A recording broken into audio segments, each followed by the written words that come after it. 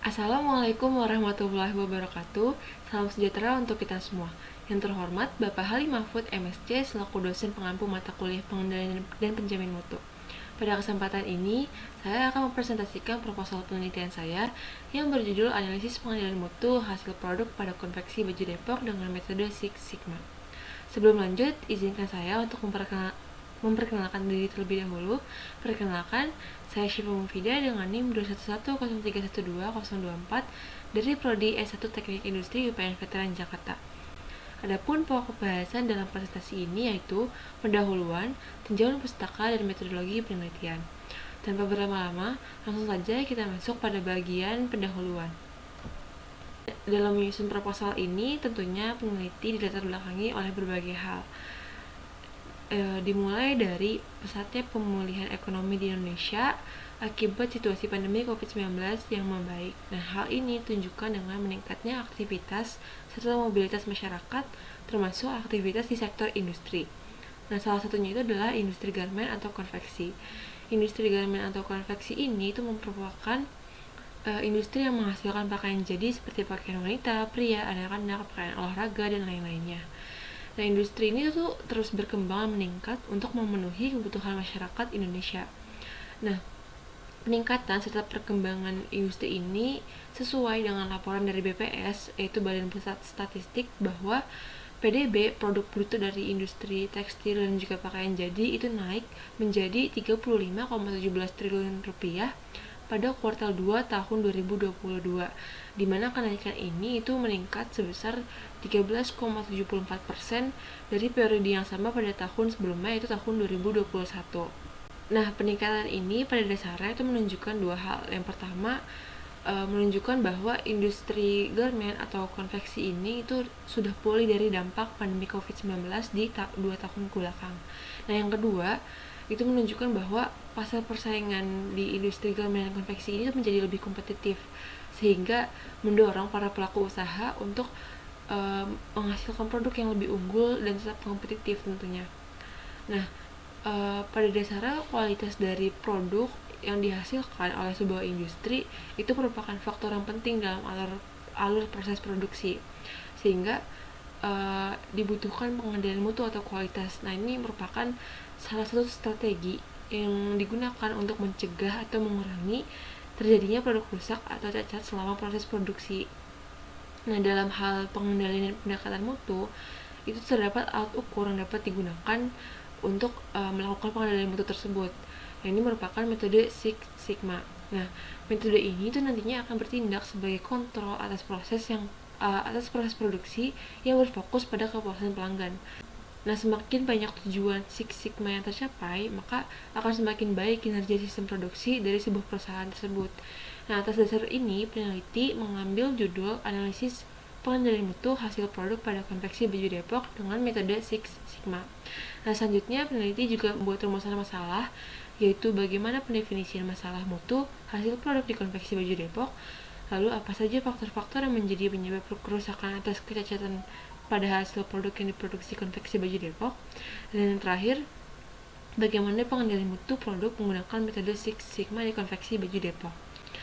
Adapun tujuan dari penelitian ini yaitu untuk mendeskripsikan masalah mutu produk di konveksi baju Depok, lalu untuk mendeskripsikan faktor-faktor yang menjadi penyebab kerusakan atau kecacatan pada produk yang diproduksi oleh konveksi baju Depok, dan yang terakhir untuk mendeskripsikan bagaimana pengendalian mutu produk menggunakan metode Six Sigma di konveksi baju Depok. Kemudian dalam penelitian ini juga terdapat pembatasan masalah terhadap variabel-variabel penelitian, yaitu penelitian yang dilakukan ini hanya terfokus pada masalah kualitas produk pada bagian pembuatan topi, karena tentunya di dalam konveksi ini tuh nggak hanya membuat pakaian kan, tapi juga ada pembuatan yang lain yang masih berkaitan dengan garmen. Kemudian untuk data sekunder yang digunakan dalam penelitian ini itu berasal dari data capaian produksi yang sudah dilakukan oleh konveksi baju Depok. Kemudian ada pun manfaat yang dapat diharapkan dari pelaksanaan penelitian ini, yaitu nantinya hasil penelitian ini dapat menjadi informasi dan juga referensi untuk menciptakan dan mengembangkan ilmu mengenai pengendalian mutu dan atau kualitas. Kemudian dapat menjadi bahan referensi dan masukan bagi perusahaan ketika mereka akan mengambil langkah atau keputusan dalam melaksanakan pengendalian kualitas produk. Dan terakhir, membuka kesempatan bagi peneliti untuk menerapkan pengetahuan yang peneliti miliki. Nah, selanjutnya pada bagian yang kedua yaitu tinjauan pustaka, ini berisi landasan teori dan juga kerangka berpikir. Nah, pada teori yang pertama yang digunakan dalam penelitian ini yaitu tentang pengendalian kualitas. Nah, pengendalian kualitas ini berfungsi untuk mengukur ciri-ciri kualitas produksi dan membandingkan dengan spesifikasi yang ada. Nah, kemudian mengambil tindakan perbaikan jika terdapat perbedaan dengan spesifikasi yang ada tersebut. Sehingga nantinya itu diharapkan dapat mengurangi penyimpangan yang muncul dan proses dapat diarahkan pada suatu tujuan yang ingin dicapai. Kemudian untuk teori yang kedua itu adalah Six Sigma. Ini merupakan suatu visi peningkatan kualitas untuk menghilangkan pemborosan, meminimalkan biaya produksi, dan memperbaiki efektivitas semua kegiatan operasi sehingga dapat memenuhi kebutuhan dan harapan pelanggan. Nah, dalam Six Sigma sendiri itu pada dasarnya terdapat dua metodologi yang dapat digunakan, yaitu DMAIC dan DMADV. Nah, perbedaannya adalah DMAIC ini digunakan untuk meningkatkan proses bisnis yang telah ada. Nah, sedangkan DMADV ini digunakan untuk membuat desain proses baru dan atau desain produk baru dalam cara mencapai kinerja yang bebas kesalahan atau kita kenal dengan istilah zero defect. Nah, kemudian di sini terdapat kerangka berpikir seperti yang teman-teman bisa dilihat di layar. Ini maksudnya adalah pengendalian kualitas yang lebih berfokus pada input. Nah, input ini terdiri dari manusia atau tenaga kerja, lalu material itu bahan baku, dan mesin serta metode. Nah, untuk memproduksi produk jadi. Nah, di mana produk yang cacat atau ditolak itu merupakan produk yang tidak sesuai dengan persyaratan, sehingga implikasi dari manajerial adalah menindaklanjuti hasil dari analisis Six Sigma untuk mencapai tujuan Six Sigma. Selanjutnya pada bagian ketiga yaitu metodologi penelitian.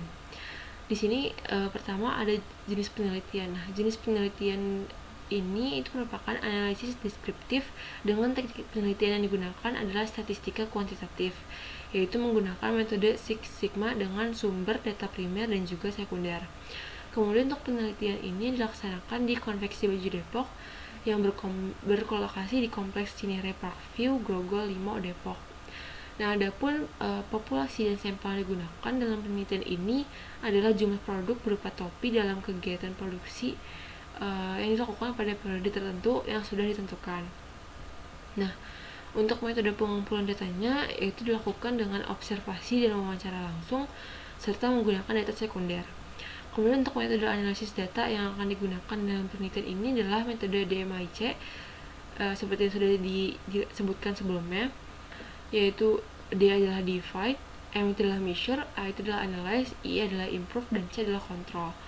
Nah, divide ini merupakan program peningkatan kualitas Six Sigma dengan meresmikan tujuan peningkatan proses yang selaras dengan persyaratan dan kebutuhan pelanggan serta tentunya dengan strategi bisnis.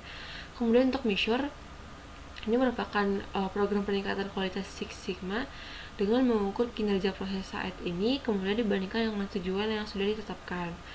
Untuk analyze ini merupakan tahap untuk menganalisis secara kausal dari berbagai faktor yang telah diteliti untuk menentukan apa sih faktor yang paling dominan yang perlu dikendalikan terlebih dahulu.